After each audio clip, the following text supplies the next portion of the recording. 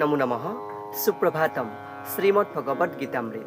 আজি শ্ৰীমদ ভগৱদ গীতাৰ বিভূতি যোগ নামৰ দশম অধ্যায়ৰ ৪৩ সংখ্যক শ্লোক। এই বিশিষ্ট শ্লোকফাকি হৈছে এনেধৰণৰ: মৃত্যুঃ সৰ্বহৰস্যাহম উদ্ভৱস্য ভবিষ্যতাম কীৰ্তিঃ শ্ৰীৰ্বাক্চ নাৰীণাং স্মৃতিৰ্মেধা ধৃতিঃ ক্ষমা। এই বিশিষ্ট শ্লোকফাকিৰ বক্তা হৈছে শ্ৰীমদ ভগৱত শ্ৰীকৃষ্ণ। শ্লোকফাকিৰ অসমীয়া অৰ্থ হৈছে এনেধৰণৰ: সকলোকে সংহাৰ কৰোতা মৃত্যুও ময়েই, যিবিলাক ভৱিষ্যতে উৎপন্ন হ'ব সেইবিলাকৰ উৎপাদনীয় শক্তিও ময়েই।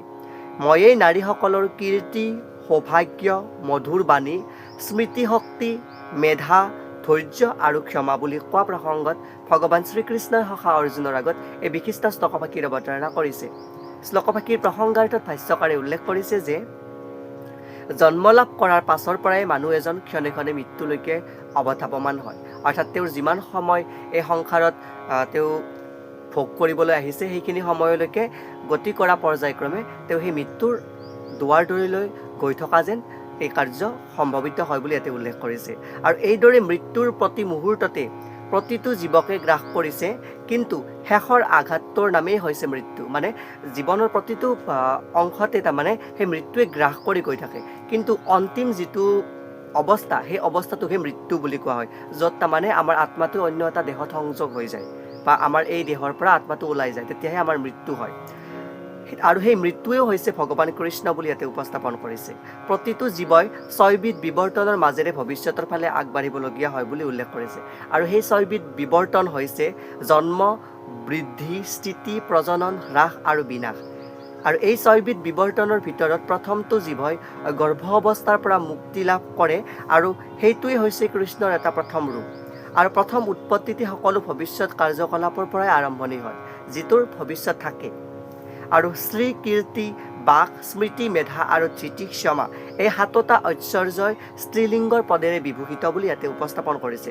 কোনো মানুহৰ যদি এই সকলো ঐশ্বৰ্য বা ইয়াৰে কেইটামান থাকে, অৰ্থাৎ এই যি ঐশ্বৰ্য, সপ্ত ঐশ্বৰ্যৰ কথা উল্লেখ কৰিছে, তাৰে কোনোবা অংশত থাকে বা কোনোবা ৪টা বা ৫টা যিকোনো থাকিলে তেনেহ'লে তেওঁ মহামণ্ডিত হয় বুলিও ইয়াতে উল্লেখ কৰিছে। আৰু সংস্কৃত ভাষাটো বিজ্ঞানসন্মত পৰিপূৰ্ণ ভাষা বুলি ইয়াতে উল্লেখ কৰিছে, আৰু সেইবাবে সেই ভাষা গৰিমাময় বুলি উল্লেখ কৰিছে। আৰু এই ভাষা অধ্যয়ন কৰাৰ পিছত সেই ক্ষমতাৰ যি স্মৃতি, সেই স্মৃতি বৰ্ধিত হয় বুলি ইয়াতে উপস্থাপন কৰিছে। নানা গ্ৰন্থ অধ্যয়ন কৰাৰ ফলত সেই ক্ষমতাৰ লগতে সেই গ্ৰন্থৰ জ্ঞান আহৰণ কৰাৰ যিটো প্ৰয়োগ, সেই ক্ষমতাটোৱেই হৈছে মেধা। আৰু সেই এটা অন্য ঐশ্বৰ্য, যি মেধাক ইয়াতে ঐশ্বৰ্য বুলি উপস্থাপন কৰিছে। আৰু অস্থিৰতাক জয় কৰি কোনো অৱস্থাত বা বিষয়ত স্থিতি হৈ থকা যি ক্ষমতা, সেই ক্ষমতাটোক ধৃতি বুলি কৈছে।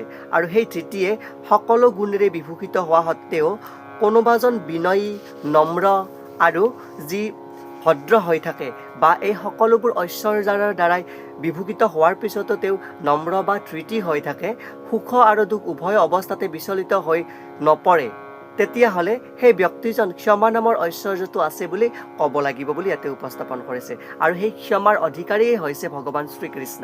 আৰু সেই ভগৱান শ্ৰীকৃষ্ণৰ যি ভক্তৰ দ্বাৰাই বা ভক্তিৰ দ্বাৰাই কোনোবাই সেই ক্ষমা লাভ কৰিব পাৰে বা সেই ক্ষমাৰ দ্বাৰাই বিভূষিত হয়, তেওঁ ভগৱানৰ স্বৰূপ বুলি ইয়াতে উপস্থাপন কৰিছে। এই উক্ত বিশিষ্ট শ্লোকফাকিৰ সৰল গুণাৰ্থ। ধন্যবাদ।